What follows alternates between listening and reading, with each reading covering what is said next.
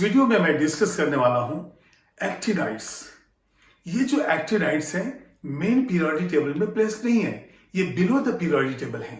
Actinides R F block elements जिनको हम कहते हैं इनर ट्रांजिशन एलिमेंट्स।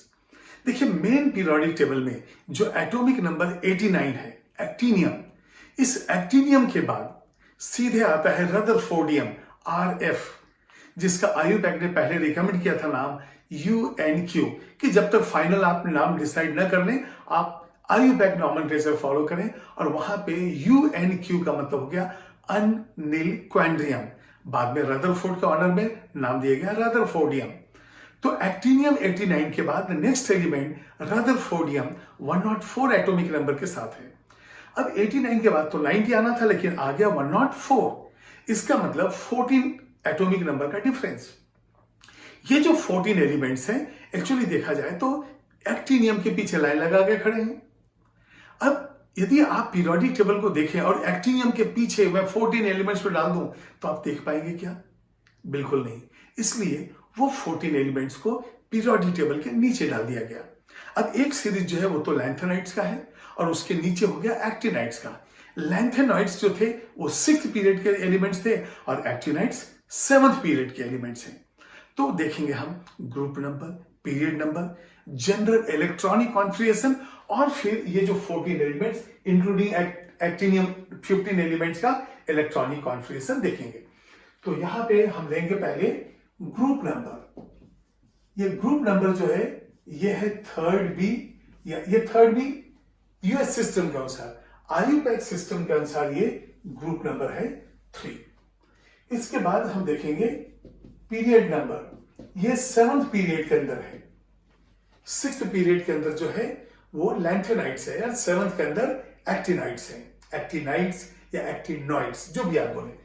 अब यहां पे हम देखेंगे जनरल इलेक्ट्रॉनिक कॉन्फिगरेशन जो है एक्चुअली क्या होता है, NH2 N-1D 0 से 1 और N-2F 1 से 14, ये होता है F ब्लॉक एलिमेंट्स का। लेकिन जब हम लैंथेनाइड्स लेते हैं तो N का वैल्यू 6 होता है, एक्टिनॉइड्स लेते हैं तो N का वैल्यू 7 होता है।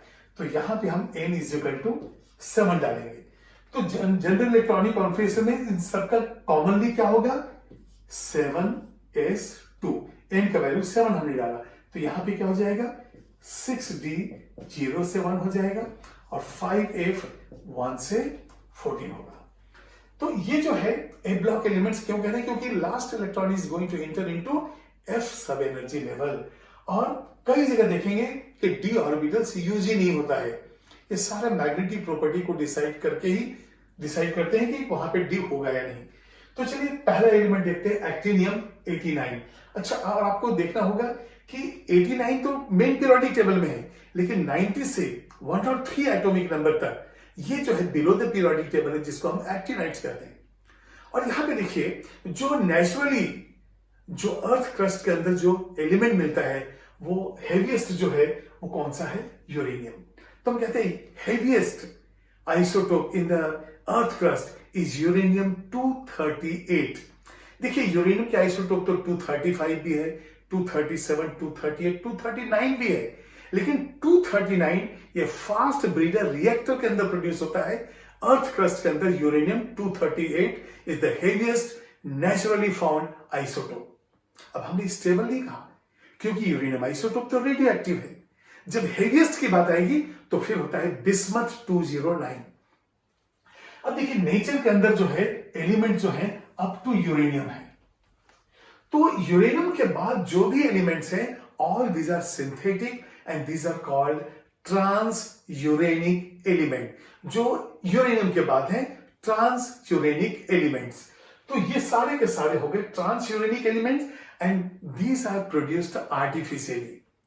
तो मैक्सिमम जो है सीबोर्ग और उनके स्टूडेंट्स ने प्रोड्यूस किया है, तो ये आर्टिफिशियली प्रोड्यूस है और ये सारे के सारे जो है रेडियो एक्टिव इन नेचर है।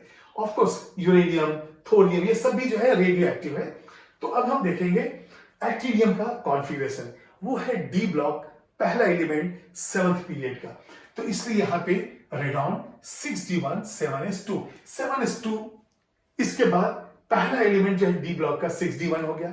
अब 6d1 कि नीचे जब हम आते हैं तो थोरियम स्टार्ट होता है, तो थोरियम में देखिए 6d2 है, लेकिन यहाँ पे F नहीं है। यहाँ पे रेडॉन है 6d1, 7s2 as it is है, 6d1 भी है और 5f2 भी है। अब जब हम यूरेनियम पे जाएंगे तो यहां पे कॉन्फ़िगरेशन हो जाएगा Rn रेडॉन, इसका हो जाएगा 5f3। और यहां पे देखिए जब हम यहां जाएंगे तो 6d जो है वो एज इट इज रहने देंगे और यहां पे हम चेंज कर लेंगे। जब यहां पे आएंगे तो एक और एलिमेंट जो है, एक इलेक्ट्रॉन जो है इस पे आएगा, तो 5f4 6d1 7s2 हो जाएगा। देखिए ये जो मैंने डॉट्स लगाए हैं ये वो एलिमेंट्स हैं जिसके अंदर डी में इलेक्ट्रॉन है ही नहीं, बाकी सब में डी इलेक्ट्रॉन था। तो यहां पे क्या हो जाएगा Rn। अब देखिए 4n1 5 और डी में इलेक्ट्रॉन है नहीं, तो 5 और नेक्स्ट एलिमेंट एक इलेक्ट्रॉन आना ही था, तो 5f6 7s2, कोई डी ऑर्बिटल वहां पे नहीं है, डी 0 हो गया। उसी तरह से यहां पे जाएंगे तो Rn 5f, ये कितना हो जाएगा 7 7s2 और यहां पे 61 है। फिर ये जो एलिमेंट्स हैं इसमें डी नहीं होगा, तो यहां पे हम देखेंगे रेडॉन, अब डी नहीं है तो 7 1 8 इलेक्ट्रॉन्स तो पहले से ही हैं, एक और इलेक्ट्रॉन आ जाएगा तो ये हो जाएगा 5f9 7s2। उसी तरह से अब एक एक हम लेते जाएंगे, यहां पे 5f10, इसके बाद नेक्स्ट 5f11, यहां पे नेक्स्ट जो है 5f12 Rn रेडॉन, 5f13 हो गया और नेक्स्ट जो है ये हो गया Rn 5f14 7s2। अब जो लास्ट एलिमेंट है ये देखिए लॉरेंशियम जो है इसके अंदर अब D1 आ जाएगा, तो ये इलेक्ट्रॉनिक कॉन्फ़िगरेशन फिर हटके हो गया Rn 5f14, इसके बाद जो है 6d1 7s2। तो ये सारे जो है इलेक्ट्रॉनिक कॉन्फ़िगरेशन ये एक्टिनियम और उसके जो है बाद के जो एलिमेंट्स हैं जो एक्टिनॉइड्स कहेंगे, और यूरेनियम के बाद जो ट्रांस यूरेनिक एलिमेंट्स हैं इनका इलेक्ट्रॉनिक कॉन्फ़िगरेशन, इसको नोट कीजिए आप।